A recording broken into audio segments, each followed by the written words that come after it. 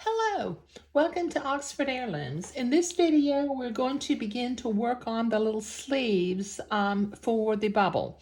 Okay, now I'm not going to be setting the sleeves in today, so I'm going to take my bodice piece and set it out of the way temporarily. And I've got my sleeve piece. Let me unpin it. And what I have done preliminarily is I have marked the center top where it'll match up with the shoulder seam, and I have marked the word back on both of the sleeves so that I can make sure that I create mirror image sleeves for the little romper. Okay, so what I need to do next is I need to go to the ironing board and I need to fold the hem of the sleeve up by about 1/4 of an inch and then fold it on the fold line so that I can create the little mock cups. But I'll be at the ironing board for a minute and I'll be right back. Okay, so I have been to the ironing board and I have ironed both of my little mock cups, and I've got the word back on the left side on one and the right side on the other, so I am set to make mirror image sleeves. Now I'm going to bring one sleeve over to the sewing machine.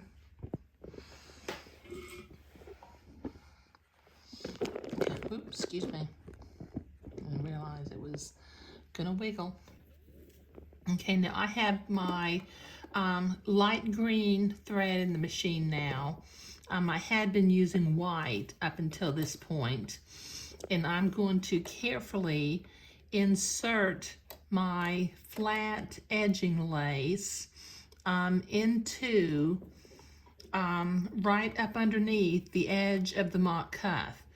And then, because there's really no good way to pin this into place, I'm gonna hold the lace in place and I'm gonna stitch right along the edge of the mock cuff, catching the header of the lace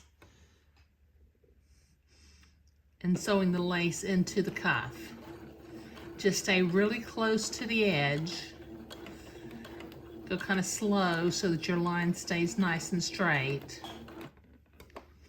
And keep the edge of the header of that lace just right inside the mock cuff. There's really no good way to pin this. Y'all know how I like pins.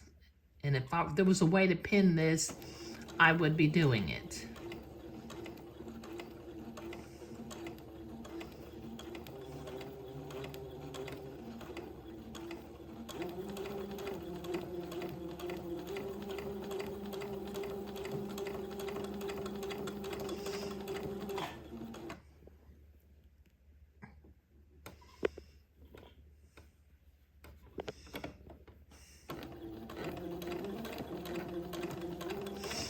Okay, this will take me a minute to get to the other end and then to do the same thing on the other sleeve. So I'll be right back.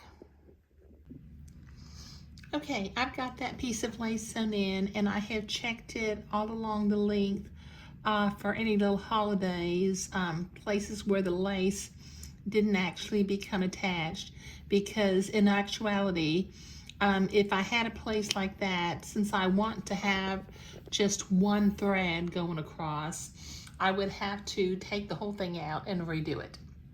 Okay, and while I was at it, I went ahead and did the second little mock cuff and checked the lace to make sure that I didn't have any little holidays in it. But in the next video, we will get ready to set these little sleeves into the bodice of the garment. Okay, now if you've ever set a little tailored sleeve into for a boy into a bodice, you know that getting it in, neatly without any gathers or without any accidental tiny little pleats It's a challenging thing to do, but on the bright side, I kind of have a method to my madness that I kind of created to myself that I will show you how to set these sleeves in where they will fit right in the armhole openings just like they were meant to. But in this particular video, we were creating the little mock cuffs, and those look really nice. But thank you.